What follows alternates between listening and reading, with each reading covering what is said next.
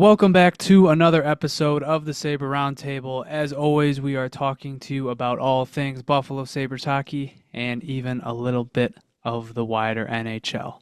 My name is Jonah, I'm Christian. And I'm JP. and the Sabres, the last time we talked, they were in 32nd place in the NHL. Now they're in 25th, making our way up. Slowly but surely. I think we're right at home, actually. It seems about right. That's where they usually finish. I was going to say, where are we? 1, 2, 3, 4, 5, 6. Oh my God. Yeah, they'd be picking eighth again. Classic, the Risto pick. Your eyes do not deceive you. The Sabres have picked up a win finally.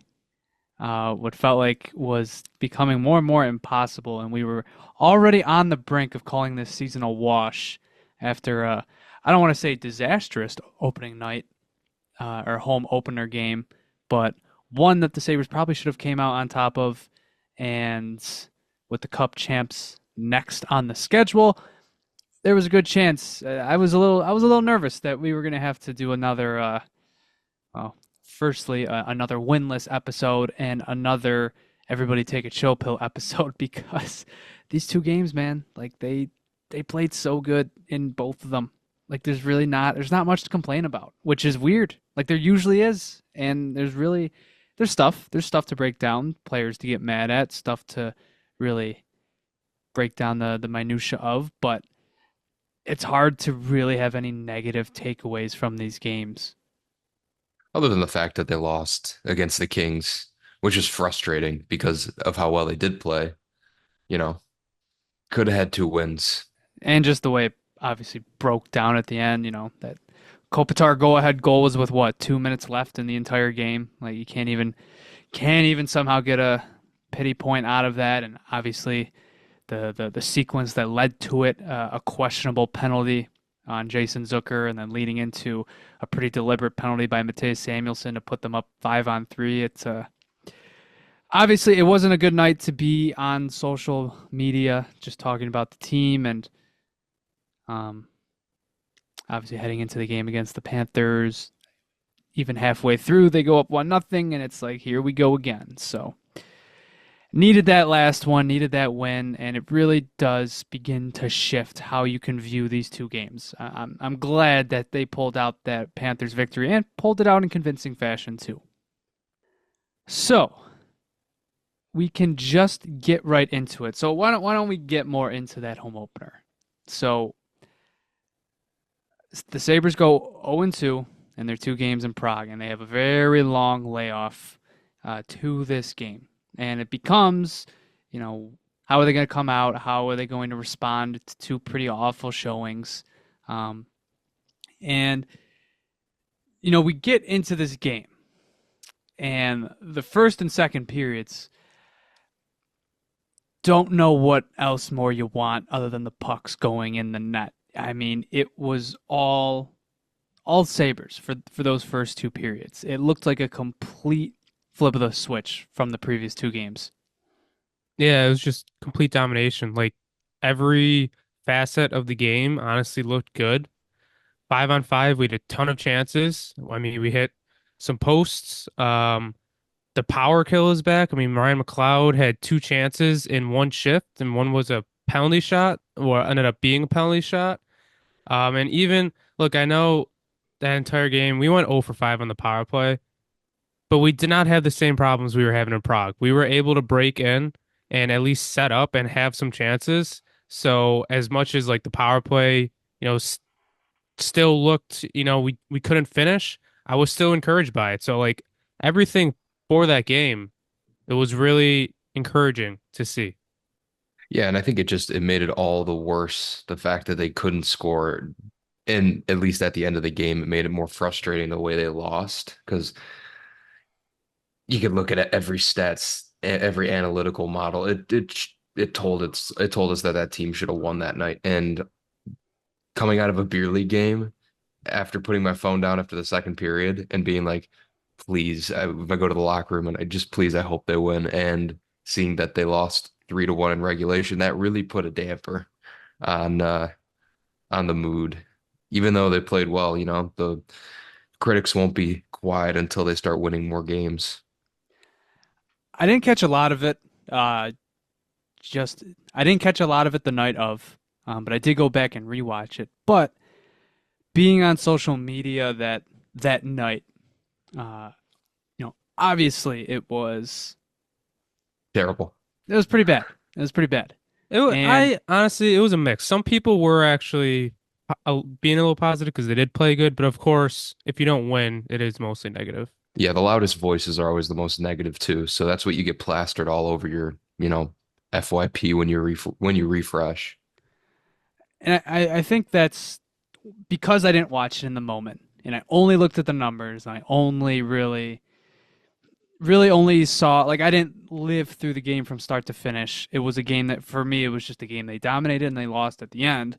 Whereas for everybody else, it was watching Darcy Kemper, steal your lunch money for 50 minutes. Um, it's why once again I sent out a tweet that night where it's like I think they're gonna be fine because you had your two bad games in Prague, you came out flying on home ice, and it sucks. It sucks. But oh well, you've ran into a hot goaltender, another save of the year candidate on Ryan McLeod. About the same save too. So it's like, it sucks because you're 0-3, but at the same time, for me, you come out feeling a lot different, Because here's what I was thinking. When you take a look at those two games in Prague, or at least if you just take a look at the Kings game, if that's game 1 of 82, is the feedback, is it that bad? Is it that bad? You're probably pretty fired up, actually. You're probably getting a pretty positive reception after a game like that if you're not 0-2. It's probably, I don't want to say the complete opposite because it's still a very Sabres way to lose. You dominate for 55 minutes and the bad 5 minutes you play, or at least, you played two dominant periods. The third period starts with the Kings goal, and then they kind of start to crawl themselves back into the game. But you're walking out of that game, you're feeling great. They look like they're playing high energy, high octane Lindy Ruff hockey. The big guys all look good. The new additions all look good. And it's really just a matter of you just ran into Darcy Kemper that night. But obviously, you have the two losses in Prague. You take those, and it's just kind of a snowball effect. But the way that I was trying to approach it was, I almost said it last episode. It was almost, I don't want to say, it's definitely not encouraging, but it made sense that they looked like that in Prague, right? In training camp, when you're implementing a new system, when you're trying to get guys on the same page for the first time, at the end of the day, you're just running drills, you're running line rushes, and at the most, you're running inter-squad games, which they did.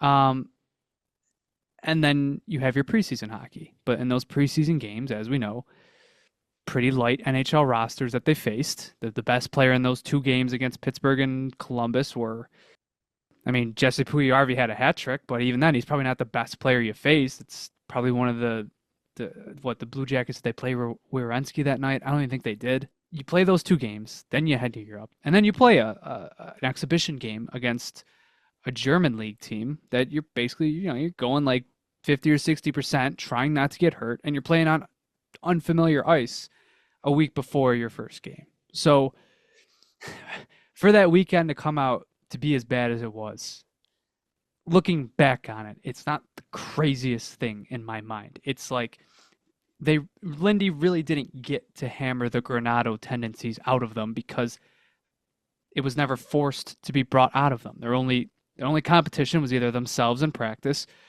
two AHL caliber rosters, or a German league team. So they have those two bad games against the Devils. They see everything that went wrong. Had about, a week to get ready for the Kings.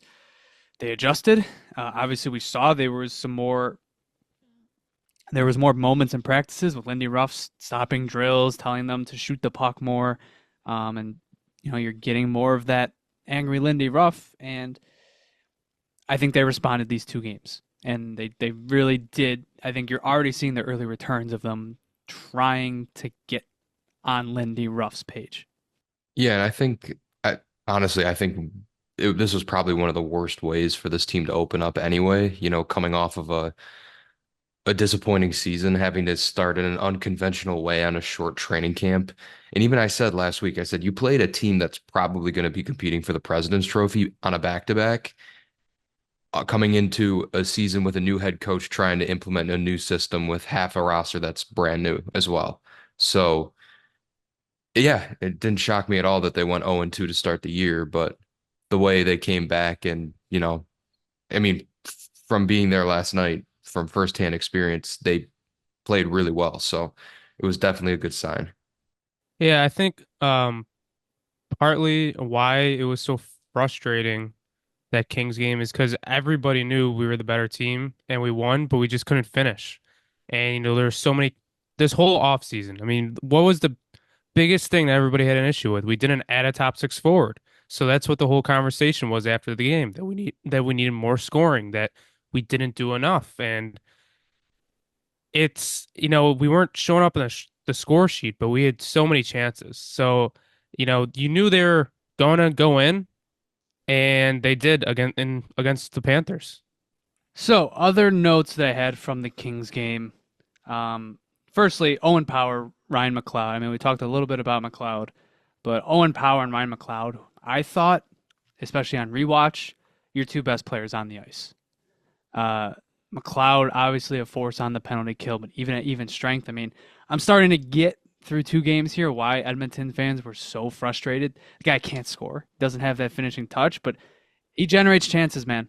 He's fast. Dude, he is so fast. He's fast. It's gonna be one of those things where like you really won't notice unless you're paying attention. Where it's just one of those plays where you think he's gonna be beaten. If it were any other Sabres player, it's a 50-50 puck, but with him, it's like a 70-30 puck because he's just insanely fast. Mm-hmm. That penalty kill, that was the first time I really noticed him. I was like, holy crap. Like, no wonder he's so good on the penalty kill. Like, it was just all over the ice, had two scoring opportunities. Like, he's, to be our third line center this year, it's looking good so far. Yeah, the penalty kill you saw super aggressive in that game. I mean, they got caught at times. I think Philip Deneau hit a post, like the inside of the post at one point. And obviously, I guess the 5-on-3 goal that would go in later, but it doesn't really count. But yeah, McLeod obviously had that grade A wraparound chance, the penalty shot, and then obviously Alex Tuch, the only goal of the game, shorthanded. So it's fun. It's fun to watch their penalty kill. I definitely think that's the way they need to continue going with the penalty kill. They just need to. They used to play such a conservative box in the defensive zone. And you saw it last year a little bit with Cousins and Greenway. There would be some of those chances, but I feel like now they've just been given full creative authority to do whatever they want. And I think that's something they probably need to bring over to the other side of the special teams unit. Well, I think you just have so many options on the PK too. Like, Mm-hmm. you That's added what I was McLeod. Greenway's always been a great penalty killer. Tuck's been good on it. Benson has been good on it. And Cousins was very good at it last year. Like, there's 5 players right there, and Tage was playing it last year before he got hurt. Like, half your forwards could be good on the penalty kill. If you're Marty Wilford, and the last year, 2 years, even what has he been on the staff for 3 years now? Now you're basically trying to convert these rookies into shaping more dimensions of their game. I mean, Tage Thompson on the penalty kill last year was new. Dylan Cousins, even Jack Quinn. It was all these, you're trying to implement them slowly. And then this season, you get a huge influx. And you have all of that built up, and you have arguably the best penalty killer in the league. Yeah. Right, McLeod come in. And then, you have even like, I don't think Lafferty or Melanson have gotten a ton of time, but it's like JP said, you have so many options now. And it's going to be interesting to see how it sort of works out in a larger sample size, because I feel like you've seen so many players on it so far just through these 4 games. So very encouraging stuff, and we'll see how long it takes for the power play to catch up to the penalty kill in terms of goal Don't scoring. don't hold your breath. When I see that we take a penalty now, I stand up and clap. I'm like, here we go. This is our actual special teams going to work here. So start slashing, hooking, and tripping more because it'll give us more opportunities. So, is it crazy to say that through 4 games, Owen Power has without a doubt been their best player? Is that No. crazy to say? Mm-mm. No, he's been extremely good on both sides of the puck. The Panthers game will be known as the Jordan Greenway game, but the previous 3, I mean, if your best player on the ice wasn't Owen Power, it was probably Bowen Byram because that pair has definitely been their best. And, Hmm. you props to Byram. He's been great, but it's also like Owen Power's just so far, I think, just been on another level. And I really don't see any reason anybody could complain about him. I think his confidence is just skyrocketed. Like you're just seeing things that, maybe he didn't have the confidence to do, his first 1.5 years of his career. You start to see that towards the end of last season, and now you're seeing him flourish. I mean, you posted that reel of one game. He was all over the ice. He caused the one penalty. He had a few chances. Like he's just been, really fun to watch, and it's crazy to say that, we say Darlene, top 10 defenseman in the league. Owen Power's been better than him this year so far. Like Owen Power's been our best defenseman. Do you think Darlene's still dealing with something? I heard on 550 the other day that he had something that was nagging him into the season. Well, obviously we I knew mean, it was with the hand issue. probably, Yeah. yeah, it was probably whatever that was. But there was some rumors going around that he was still dealing with stuff through those first 2 games, and I would say still into the last 2 games, probably working through stuff. But he looked better yesterday against the Panthers, so hopefully that's a good sign of an upward trend. But if anything, I would probably chop it up to whatever he's going through with his it's his hand, right? They never specify. Well, no, they never specified. They Yeah, said they mid never. Yeah, it was body. just like he just tried to make a pass, and I don't know, something happened. He So hasn't been bad. He just hasn't no, been he hasn't. Darlene. No, No, he yeah, it's hasn't. just it Yeah, hasn't been, which it is was it was it's like watching worrying, but Tage. also encouraging because it's like he's still not playing his best hockey.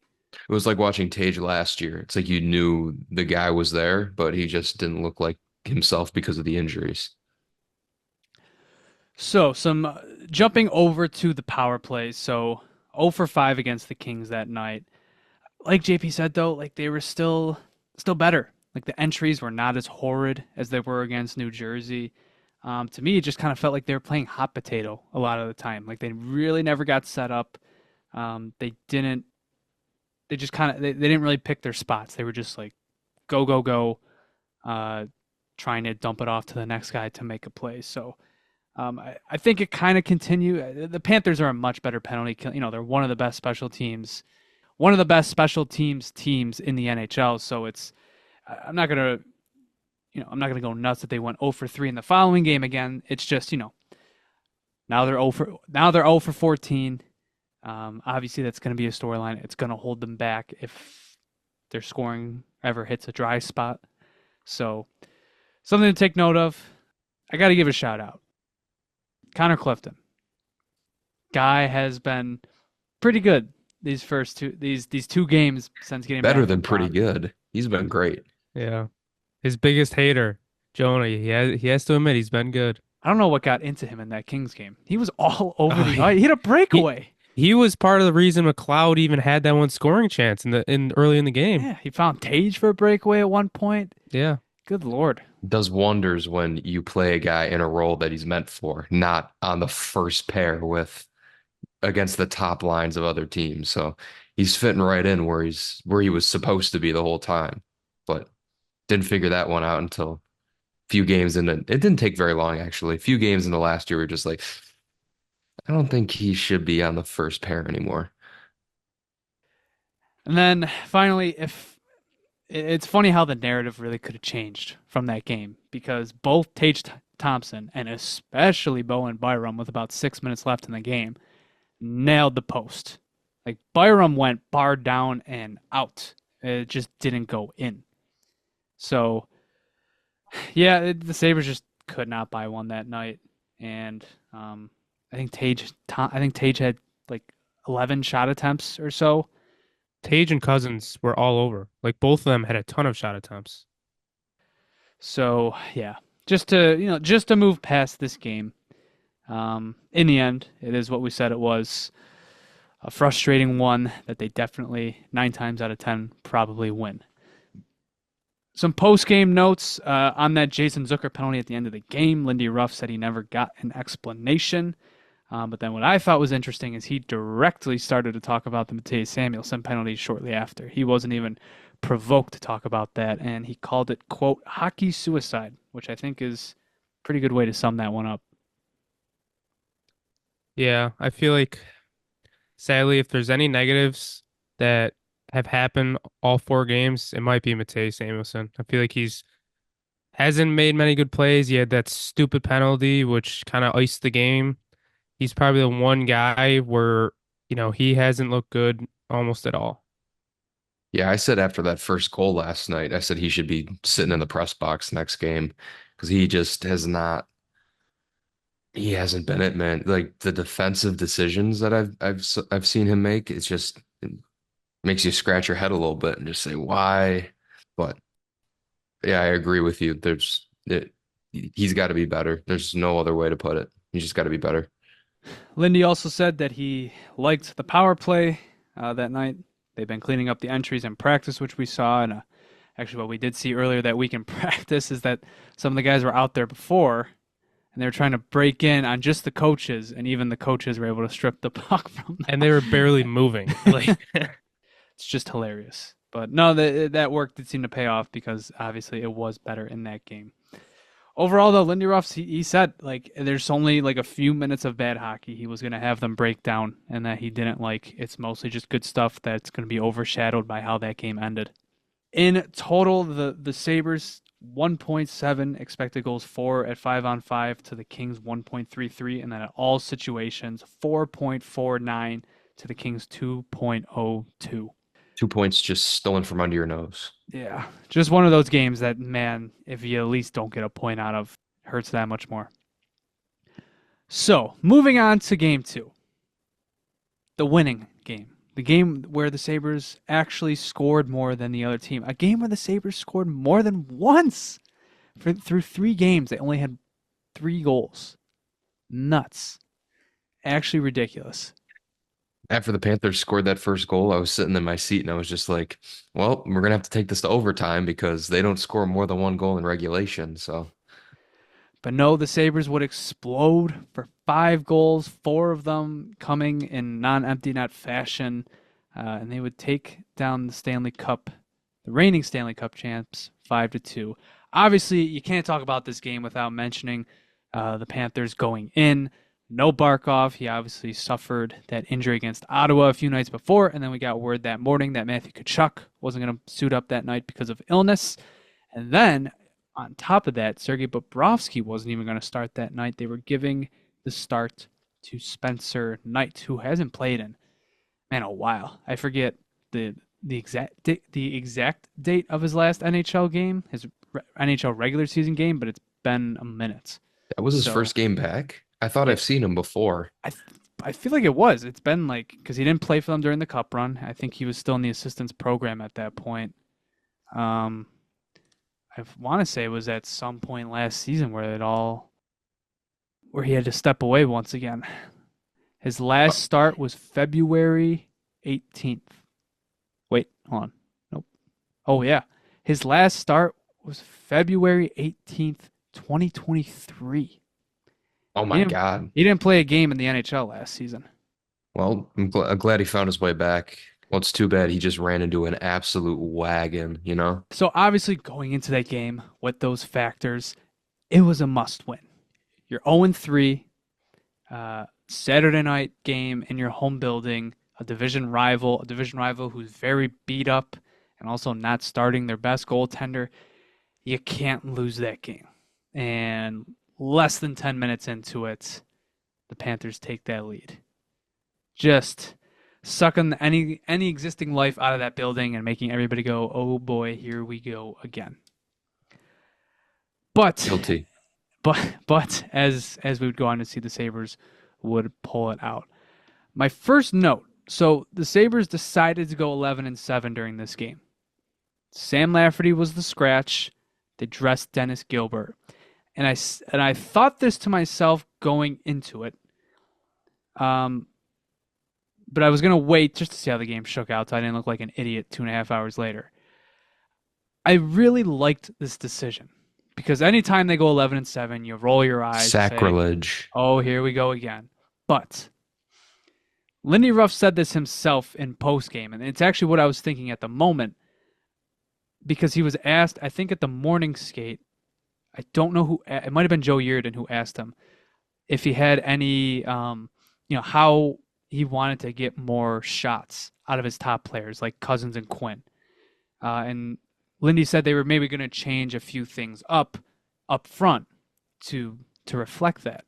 And so immediately your mind goes to, oh, we're going to flip some wingers. Maybe Quinn goes up to the top line or something like that. Well, obviously the 11-7 news comes out, and maybe you're scratching your head. But immediately I'm like, oh, he's playing 3 lines. That's what he wants to do because the Sabres' next game is not till Wednesday night.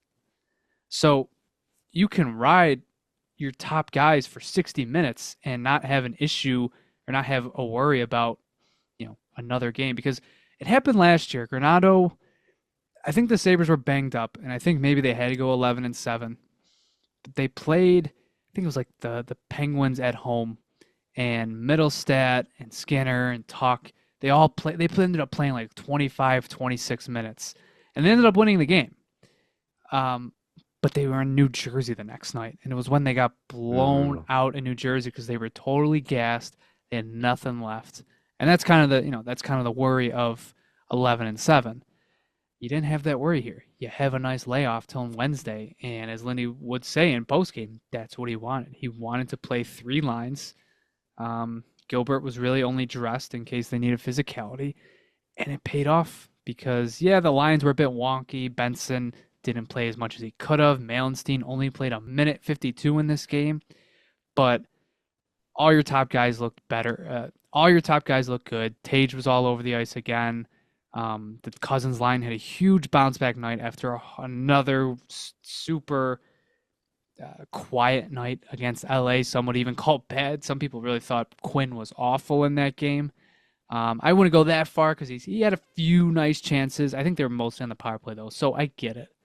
But everybody wanted to see bounced back, and I actually do give credit to going 11-7 in this situation. See, I think it's just already I'm seeing the benefits of having a very tenured head coach because in the past with the new guys who are trying to just find their way around an NHL roster, you see a lot of complacement with these guys and they'll ride the same lines forever. People will clamor them to shake something up, which we were doing the last year when we wanted a specific line of iced for the team. And, Granato was running the same thing and then he's putting Greenway on the top line. Can't say anything now because he had himself a really nice game last night, but I don't think I can't remember the last time I've seen a coach ride 3 lines in on purpose in a situation where he didn't have his hand forced to do it. Yeah, they're dealing with injuries. Obviously, Peterka's hurt. Even Benson isn't 100%, but you still, didn't have to do that. It was he's doing it so that his top guys can get more reps, which I just thought it was incredibly smart. Like I saw exactly what he was doing, and it paid off. Yeah, I mean, I got 2 players to call out this game. I mean, Jordan Greenway, first of all, I think these 4 games he's been legitimately good. I mean, us and quite frankly, I think most of the fan base pretty much wrote him off this year, and I think it's been really, I don't want to say surprising, but it's nice to see. I mean, we brought him over for a reason, and it's weird how he was supposed to be a Granato player, and he's thriving under Lindy. He had like 4 of these games last year. Like he had a few where he was just like everywhere, like all over the ice doing things that he doesn't do in the remaining 75 games, and you're just like, oh my God, like I see what they want out of him. Like he can I see do the more. vision. You see the vision. You see more like he's more than just somebody who can forecheck well and just bang and crash. There's more. There's more in the tank, and I think I do sort of hope that maybe if he's kept in this third line role, and like this is how he's deployed, maybe we see more instances of that. He's just benefiting from Lindy Ruff hockey. That's all. Yeah, and my other guy is Yuri Kulik. Best game of his NHL career, had ton of chances, and quite frankly, I mean, I know even the Kings game, like he didn't do too much, but I was kind of keen in on watching him, just seeing how he's doing, and I thought he looked more confident. He was being a little more physical. He was making some smarter plays, and I think it all paid off. It came into the Panthers game, and I mean that line was awesome. He had two golden opportunities that he just couldn't bury last game. He had that one that went right through his legs when that cross crease pass came through. And then there was the other one where he kind of broke loose and he made a move and he just got stuffed. But it's going to come. That first goal will be there sooner rather than later. So inevitably, that's going to spark the conversation because it seems as if Peterka will be back Wednesday night. Because I don't think Peterka leaves the top six. I feel like we can agree on that. Definitely, yeah. Where does Kulik go once he comes back? Does he go anywhere? Is it someone else that gets moved off that top line? I know, obviously, Lindy Ruff would go on to say in postgame he doesn't think Benson is 100%, but Benson's going to have about 4 days of rest here. He could be 100% by Wednesday. Assuming everybody's healthy, is Kulik still in the lineup against the Penguins? I think it's a tough call because now even with Greenway playing as well as he did, Peyton Krebs was playing on the top line very often last game. So I think if Benson is ready to go, he will be the first guy that will be sitting in the press box. Like we know this coach's tendency with rookies. He has a short leash with them. And if, even if they are, playing well, he thinks they could benefit from sitting down and watching a few games, which makes sense, but I we'll see. suppose. I don't know. I feel like that's the Devils fans getting in your mind because of what he did to Alex Holtz. I was thinking of Thomas Vanek. Yeah, I guess he has a low tolerance for rookies that are playing bad. Right? Kulik's not playing bad. Well, I think this would be, the worst time to take him out of the lineup. He just had his best game. That line was all over the ice. Like I could 100% once, everybody's healthy, there's an argument to be made that there might not be a spot for him in the lineup because you'd probably be subjected to a bottom six role. But after that game, I don't think you could take him out. I think you got to let him ride and see if he keeps earning a spot. I mean, quite frankly, it looks like he belongs. Like I think he doesn't really look out of place. Yeah, he has some adjusting to do, but I think he looks good, especially on the power play. I mean, that second power play unit, I mean, I feel like they get literally like 20 seconds every time we have a power play, but I always feel like they look good. And I think part of that is because of Yuri Kulik. I think, we've seen like Ruff will pull the plug on something he doesn't like. Like that Benson injury, for example. I mean, how many games did we point to someone last year and go, that guy is not 100%? Whether it was Tage, whether it was Tuck. Every single game. Tage Thompson wore a wrist brace for like 3 weeks. Dylan Cousins was in a bubble for a month. I mean, even Skinner, like. Yeah, like I'm not saying it's 1-to-1. Like usually, like you're seeing with Dahlin. Like if you were to ask Lindy Ruff, like, hey, is Rasmus Dahlin 100%? He probably would say no, but he's still going to play. So it's not 1-to-1. But Zach Benson's an important player in the lineup, and he saw from game 1 he wasn't 100%. Sat him in game 2, and then pointed out in a 5-2 victory where I really couldn't even. I wasn't under the impression Benson looked like bad. Ruff was immediately like, he's not 100%. We're gonna sit him for most of the game, and give him some rest. So it's sort of like I think Lindy Ruff will play the hot hand. I think JP's right. It's the worst time to take him out, and I think Beck Malenstein only playing a minute 52. I think that's kind of telling. Well, and even you said like Lindy Ruff will pull the plug on things he doesn't like. That line did not look good the first three games, and he stuck with it, and it paid off.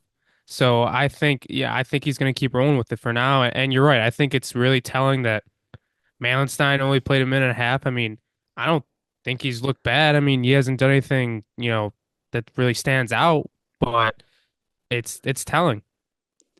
So you think he keeps that trio together?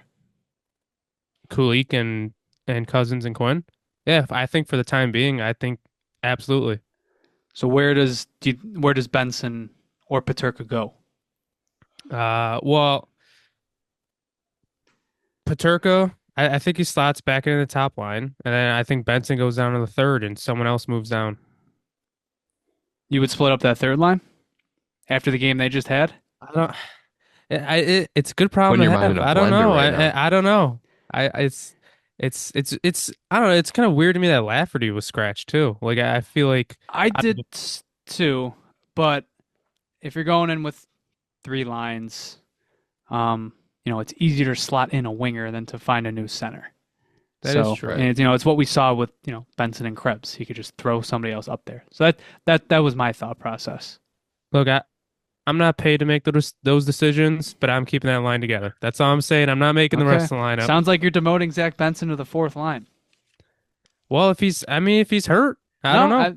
If he's not going to be playing much anyway, he can do that. I mean, maybe he can't keep up with them very well, but he can play a forechecking role. So if Lindy Ruff, if he goes into Pittsburgh and puts Benson on the fourth line, or maybe he just ends up sitting him, I'd rather have Zach Benson in the lineup, even if it isn't a fourth line role. But there's logical reasonings for each scenario if Peterka is healthy. Well, and I think Kulik can't really move down the lineup.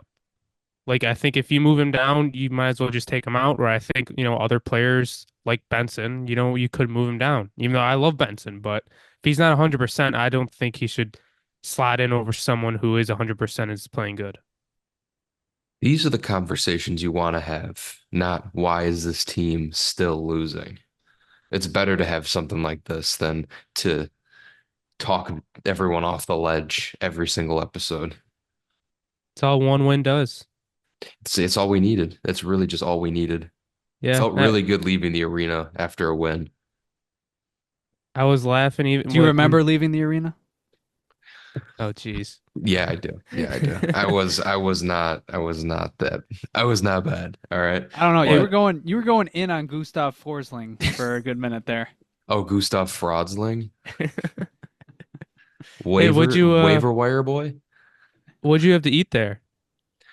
Got the chicken sandwich. It was actually really good. Is that the Nashville one? It was the one at the the Coca-Cola things that they're putting in now. Oh yeah. It was the one there. I didn't see it unless that was the Nashville one. I didn't see another chicken sandwich. At least near our seats, I saw a Nashville chicken sandwich, and that's what I had. It was really good. Maybe they're in the 100s, but I thought that they said they were putting everything in the ones in the threes. So maybe I walked by it and I missed it, but it was really good.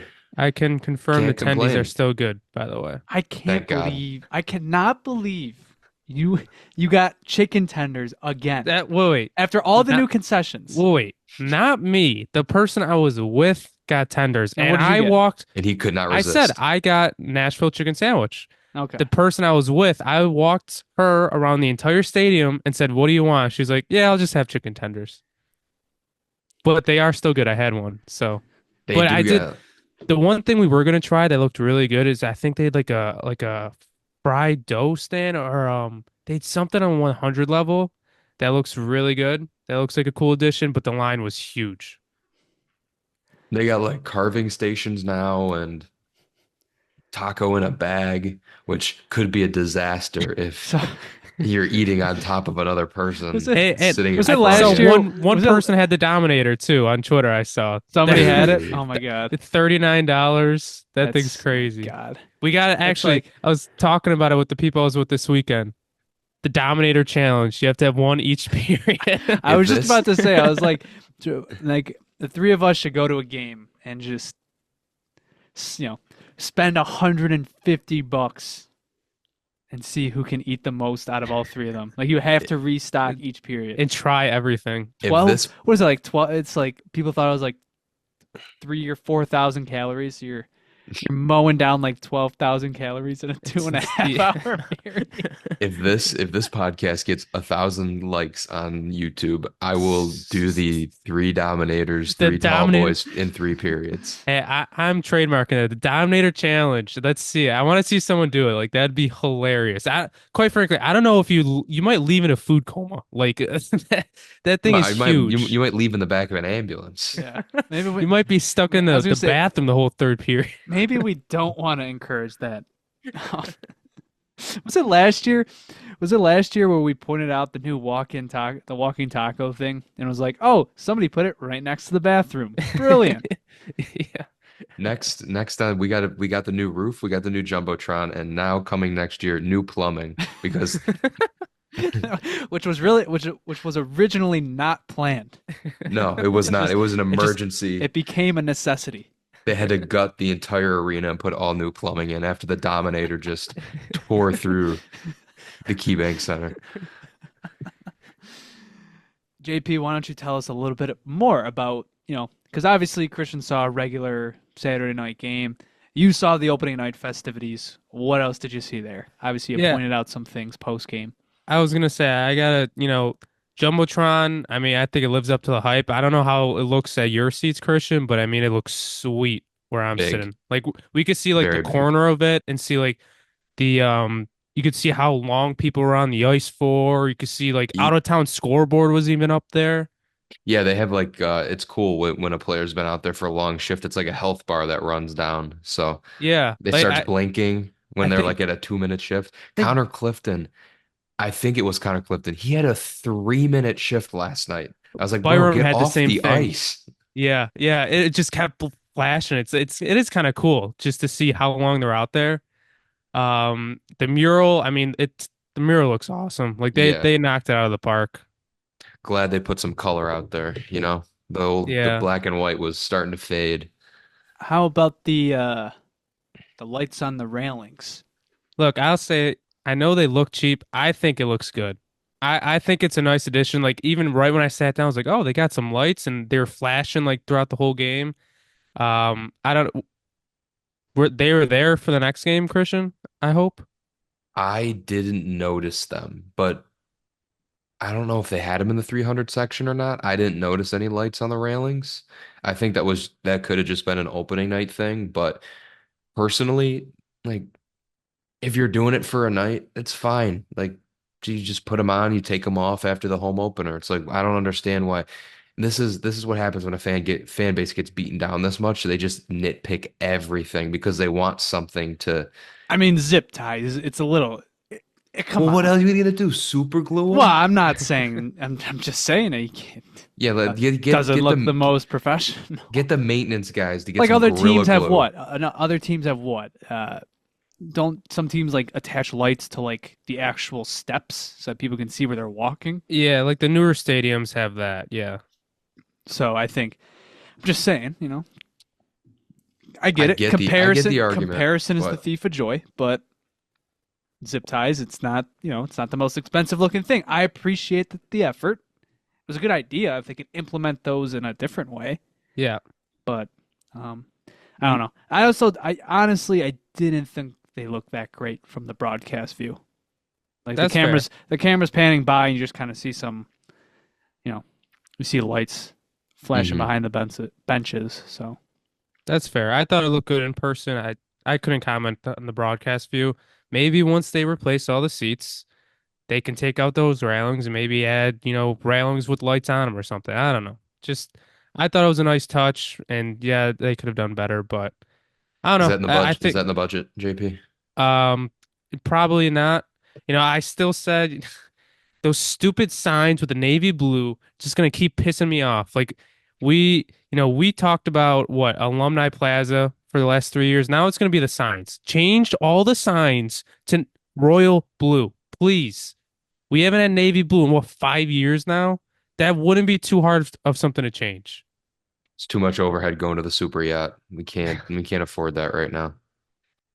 There are some other things around the stadium too that I noticed though. They had like a new a photo spot near our seats at least where they had, like boards and it was like a stadium in the background, so that was kind of cool. So I don't know. They did a lot of small things, but changed the freaking signs. My God. I want to throw this stat at you. The Buffalo Sabres are currently first in the NHL in hits per game with 25.5 hits per 60 minutes. Now let me ask you, does that mean hits equals wins? Because we are under 500. We won last night. We did win last night. That's when we moved into first place in the hits statistic. I just got to say, from starting this podcast to even though it's been a short time, from then to now, it feels good, goddammit, to not have to talk about that. The Buffalo Sabres, for now, they are the best hitting team in hockey. They are the toughest team in hockey. And without Albe Kubel and even Lafrey sat last game. So it's not just the fourth line grinders. If anybody says the Sabres are soft, even Peyton Krebs got in a fight the other night. Mm-hmm. Sabres hockey's back. They're not soft. They're back. Still 2 fights 1-3. in 4 games. So yeah. Funny stuff. Funny stuff. Okay, so I think that's basically going to do it for those 2 games. The Sabres sitting now at 1-3. Concernometer. How are we feeling? What is this, BST? Yes, I kind of like this idea. I feel like it's appropriate for what we're going through right now. Should I do my best Ryan Hagan impression? Yes. Well, I think I'm gonna put it at a 4. I think that's what that's what I'm gonna go with the concernometer at. Guy picks 4 every episode. What did he put it at this? I think he upped it to a 6 versus the Jets. So progress. I like that about Hagan. You know what? He rides with the team and he has faith in them. The Bills, at least. It's going down. I'll say that. Only putting it at a 6 with all the injury stuff and who might be out tomorrow night. It's honestly crazy. I'm at like an 8 or 9. I was gonna say I'd be at a 9. Plus right the now. new head coach bump. Mm-hmm. I don't know, man. Yep. But with this team, I'm actually going to say 4 because obviously there's still a lot riding on the season, but it is still early and they've been playing well. What were you Friday night or Thursday night after the Kings game? 7. Because it's getting that first win and just knowing are we this snake bitten to the point where we play well and we can't win games? Is it just, is this franchise cursed? All the thoughts that run through your head. But now that you get that first win against a legit team, even though they had a couple of their guys out, it lowers that. So we're back. I think we're back. Yeah, I'll say a 3. And I'll say Thursday night, I was probably, I don't know, more 5 or 6. I had some bad thoughts go through my mind. I voiced them to them. I'm not going to speak it into existence. But I would say a 3. It's really I like how they're playing a lot. If they could continue this, quite frankly, I like this team, the way they're playing, they look like a playoff team. But I mean, it's been 2 games where they've played good, so I don't want to get ahead of myself. Yeah, even honestly, I don't think I've changed from Thursday night. I mean, I was probably like a 5 Thursday, and now I'm probably down to a 4, just because I thought that I thought that what we saw in the Kings game, we were going to see more of. And after the Panthers game, we saw more of that. So I guess I was proven right. But I had a different perspective of the game than everybody else because I didn't watch it in the moment. So, yeah, I'm at a 4 right now. Still feeling good. We'll see. Obviously, this team's not flawless. There's still questions, power play, defensive depth, but encouraging stuff from the past 2 games. Hey, both goalies look good too. I don't think we didn't talk about goaltending at all. We did not. those two games. Luukkonen in game 1, 20 of 22, a 909 save percentage, but comes out negative 0.11 goals saved above expected. And then Levi, 23 of 25, a 920 save percentage, but even him, a minus 0.48 goals saved above expected. So, obviously, they basically break even in terms of what they gave you. So, goaltending, it's been steady so far. It's been what I sort of expected from the two of them. Encouraging stuff. So, moving on from that, why don't we give a quick shout out to the Rochester Americans? They kicked off their season the other night. Quick shout out to Mason Jobst, who is the new captain of the Rochester Americans. What a cool story for him. We've seen his progression from what did he sign I think he signed a PTO with the team, or I think I'm mixing him up with Mersch. I think he was a free agent signing, but obviously has become one of their more reliable players, and this year he's rewarded with the highest honor.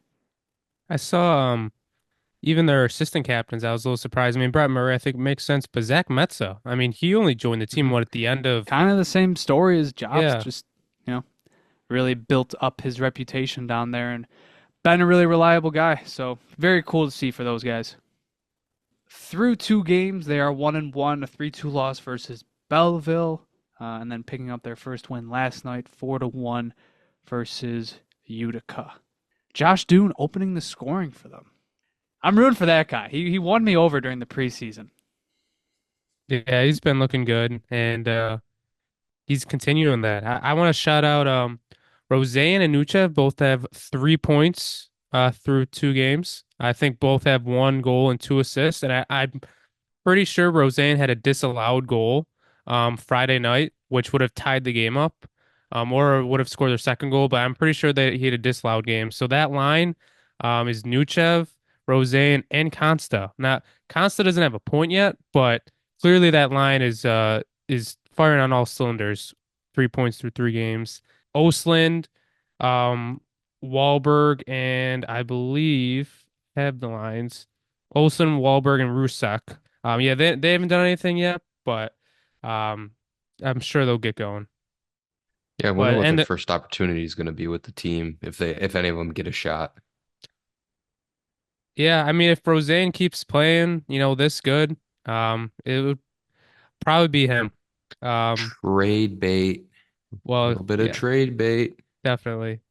Both goaltending has actually been good so far too. I think Sandstrom was 28 of 31 Friday night, and Hauser was 19 of 20 last night. So, and hey, Mike Leone got his first AHL hockey win. So, a little shout out to him. Yeah, I didn't shout out Lindy Ruff. Actually, now that I think about it, his first win as a Sabres head coach since February 15th, 2013. Do you guys know what grade I was in that year? Would you be second? How young do you think? How young do you think I am? Where were you born? He was born 10 years earlier than that. Wait. 4th. Yes, Close. I was close. It's close enough. second I grade. guess. That means we would have been in 6th grade, Christian. Good math from our certified accountant over here. Not yet. Last thing worth mentioning, the day after we recorded last week, did we mention Reimer was on wave? No, I think we just knew it was going to happen. Once they got back from Prague, they were going to have to send some guys down. Obviously, Cal Clegg, Lucas Rusek, they returned to the AHL, but then the Sabres also had to put James Reimer on waivers, hoping to slip him through. They were not successful. James Reimer was claimed by the Anaheim Ducks. Honestly, not too surprising. We all hoped he was going to get through, but out of any of the goaltenders on waivers, he was probably the best. Thank you for your service. Yeah, Sabre legend James Reimer. But put a pin in it, because the reason the Ducks claimed him is because John Gibson underwent surgery. So he's going to be back in, I think, about a month. And Lucas Dostal, who's their other goaltender, He's been an NHL regular. He just shut out the Sharks in the Ducks' first game of the season. Once Gibson's ready, I would assume Reimer goes back on waivers. So Sabres will have the opportunity to claim him again. So I would stay tuned for that one. So, moving on. We do have a fun segment to get to here. Christian, why don't you take it away?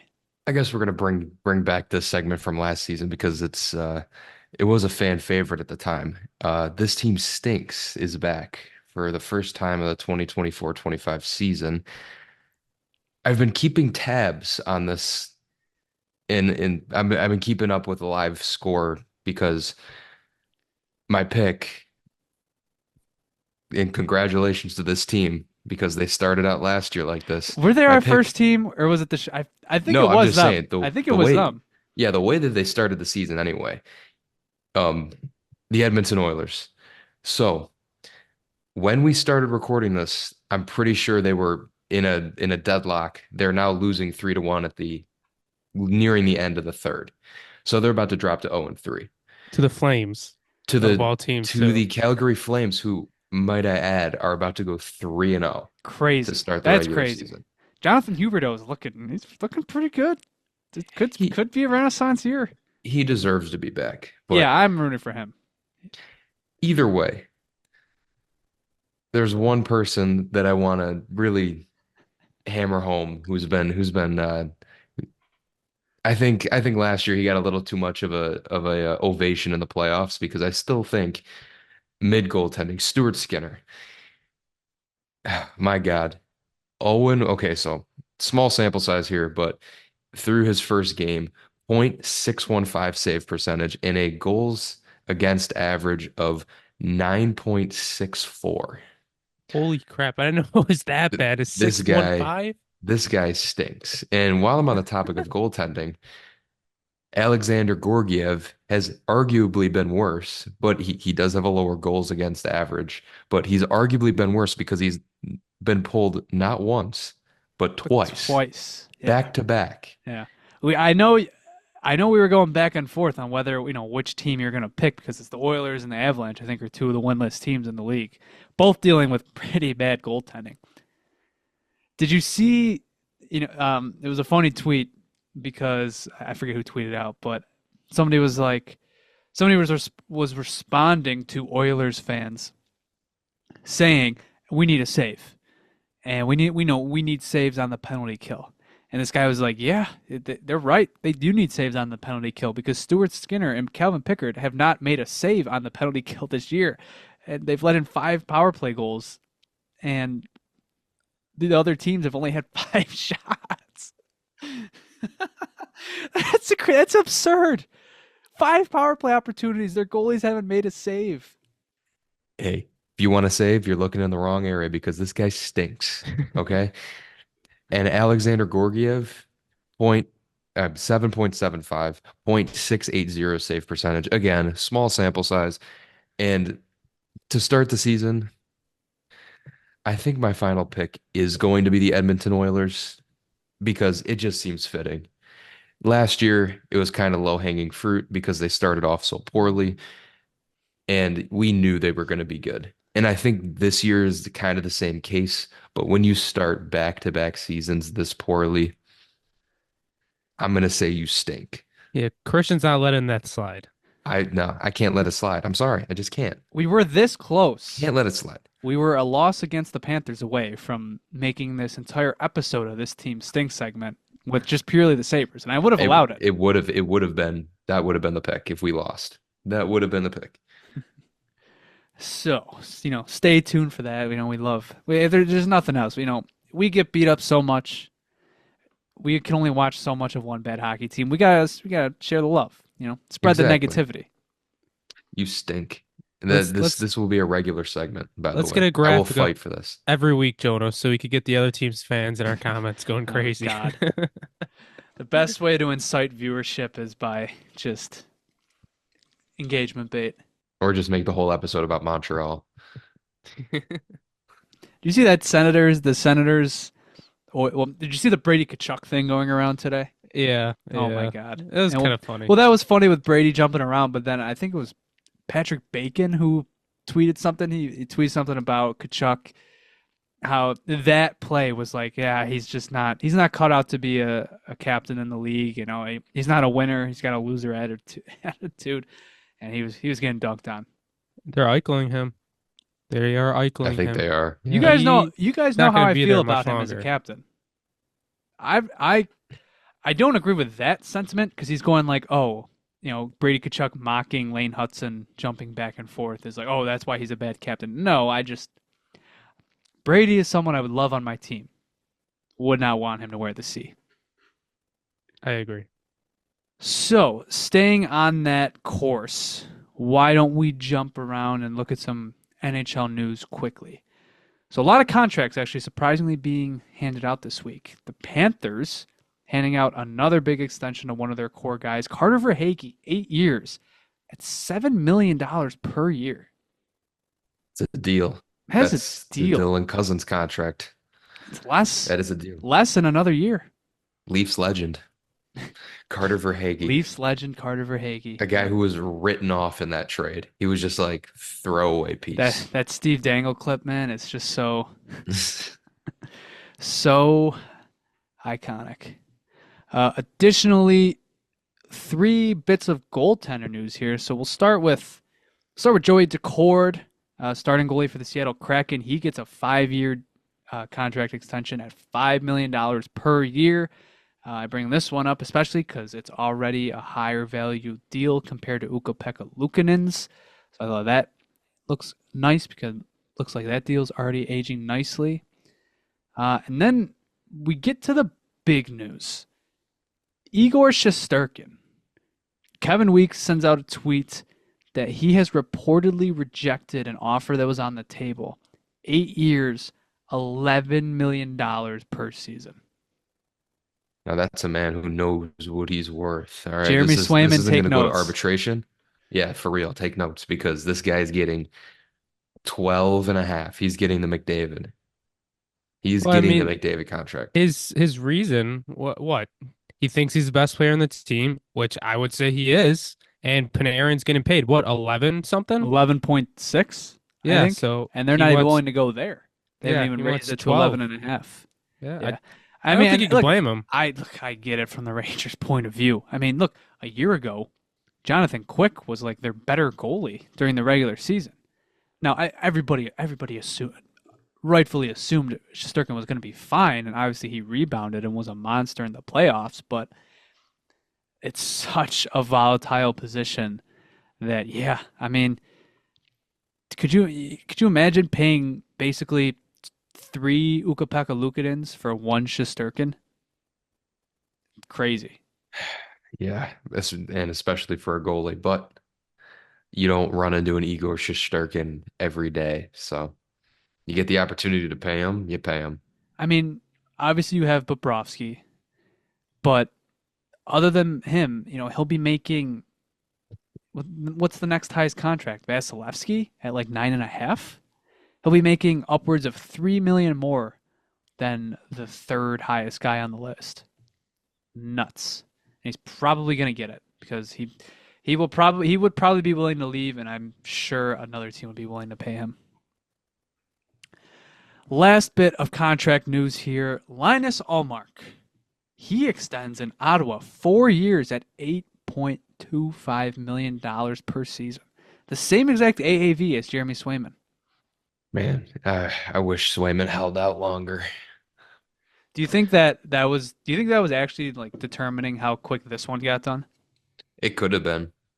But I mean, it's a little different UFA versus RFA, but I think that Swayman, him folding up and taking the 8.25, I think that may have, forced a lot of other guys' hands into what they believe is their value and their worth. So I still don't understand why he just, took the 0.25 and was like, all right, I guess I'm good now.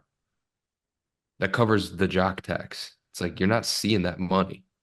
But Hey, this extension does make the trade look better on the Sens side now, because that was It like, does, and I don't hate that deal because yeah, honestly, I would have been willing to bet he would have gotten 5 or more years. I do think only getting him at 4 is pretty good, especially for somebody like me that's kind of probably lower on him than most people are. So I don't hate that for the Senators. Not too often you'll hear me compliment them, but I think they did a nice job there. and sticking on the goaltenders. This isn't a contract, but why don't we shout out the Yzer plan with Ville Husso going on waivers? Yzerman 0 for 2 on guys he wanted to be their starters. It wasn't too long ago where everybody was giving him his flowers for trading for Alex Nedeljkovic after nearly winning the Calder his rookie year. That flamed out.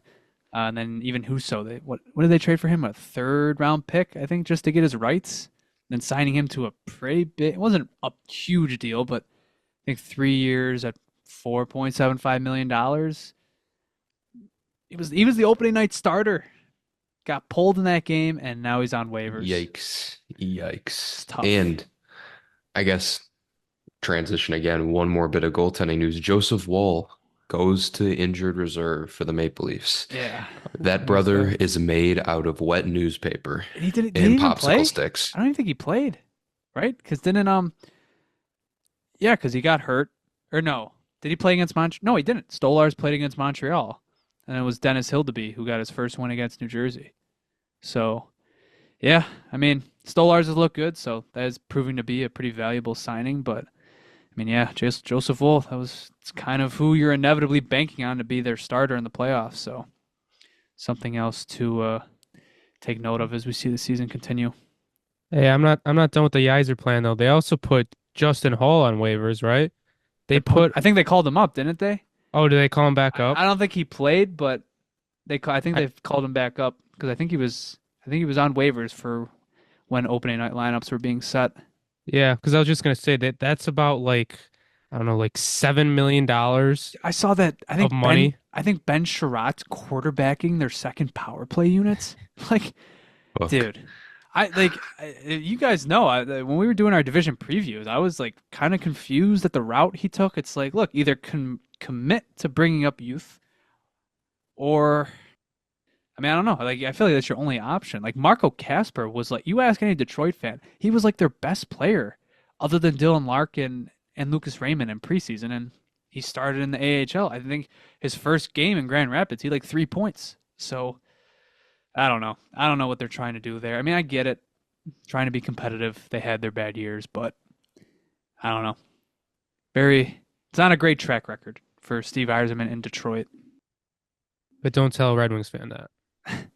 I think I don't think they're too I don't think it's how it used to be. I think it I don't used to think be it's sacrilegious to like I yeah. think they used to worship him. Now they just think, you know, I think they realize this isn't going according to plan 100%. But they according still to believe in it. Yzer plan. Yeah. I was in one comment section, someone crapping on Yzer plan for who's for the putting Ville Husso on waivers, and every single Red Wings fan was defending him. So That's my glorious king. So, I think there is one more segment I'm going to maybe introduce this season. I don't know. It depends. I might get sick of it depending because of its nature. I don't have a name for it yet. We'll put a pin in it. And we'll have the audience, if you're giving this a listen, give us a comment, all right? Yeah, we'll just roll with the subject matter, and that's basically we'll check in on some old former Sabres, that like decently recent Sabres. So for most of them, it's going pretty well. Like Sam Reinhart, who obviously the Sabres played the other night. By the way, one of the Panthers' goals, assisted by both Reinhart and Rodriguez. Love to see that. But that goal he scored against Charlie McAvoy on opening night, oh my, or that he scored against Jonas Korpisalo, but he was one-on-one with Charlie McAvoy. Holy cow. Additionally, I mean, this one's just funny. Victor Olofsson, his Vegas Golden Knights debut, 2 goals. One of them being a 5-on-5, and it's just about as Victor Olofsson as a 5-on-5 goal as you can get, just shooting it from the sideboards. And he just had the good fortune of playing Alex Georgiev that night. And then the second one was pretty vintage. Olofsson just steps up and rips it on the power play. That man's jersey was in attendance in You yesterday's wore game. that? No, Kelly did.